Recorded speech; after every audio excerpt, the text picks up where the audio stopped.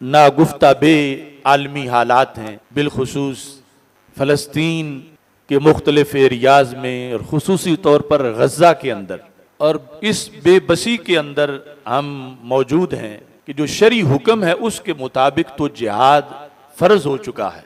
नबी अकरम नूर मुजस्सम शफ़ी मुअज़्ज़म सल्लल्लाहु अलैहि वसल्लम ने जो मूता की जंग लड़ी थी वो सिर्फ एक सहाबी की शहादत का बदला लेने के लिए लड़ी थी।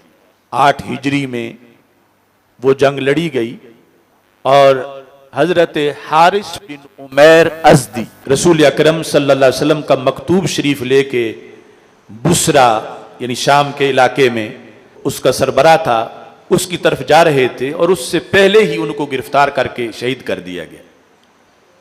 तो फिर मदीना मुनव्वरा से 3000 सहाबा का लश्कर तैयार हुआ और मुकाबले में तारीख में बताया जाता है तकरीबन 2.5 लाख यहूद व नसारा थे और अल्लाह ताला ने इन 3000 को फतह अता फरमाई।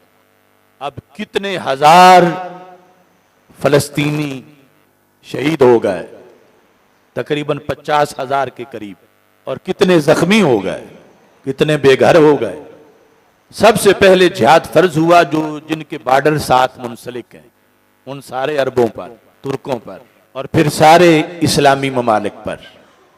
चूंकि जिहाद की अदायगी के लिए कुछ शराइत हैं, इनफरादी तौर पर अदायगी बहुत मुश्किल है, लेकिन लम्हा फिक्रिया है हम सब के लिए कि वहां फिजाओं में लाशें उड़ रही हैं, तवील कई किलोमीटर तक कब्रों का जहान आबाद हो गया है, फुटपाथ उन पे कब्रें बनी हैं, कई की हड्डियां मलबों के नीचे दबी हुई अब भी मौजूद हैं।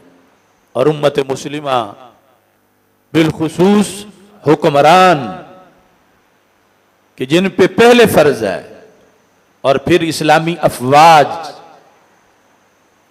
कि इस सूरत हाल का कल हम सब से मुआखजा होगा और अल्लाह पूछेगा कि तुम्हारा और उनका रिश्ता तो कलमे की बुनियाद पर था और वो ज़बा होते रहे, उनके चीथड़े उठते रहे और तुम उन तक ना पहुंचे। इस सवाल का जवाब हमें देना पड़ेगा। अल्लाह हमें मुआफ़ फरमाए।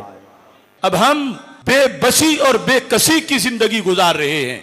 सरकार की शरीयत के मुताबिक जिहाद फर्ज हो चुका है और सबसे पहले जो करीब ममालिक हैं फलस्तीन उन पर फर्ज है, उसके बाद हम पे भी फर्ज है और फिर हमें पहले हमारे हुक्मरानों पर और अफवाज पर फर्ज है। लेकिन छुट्टी हमें भी नहीं।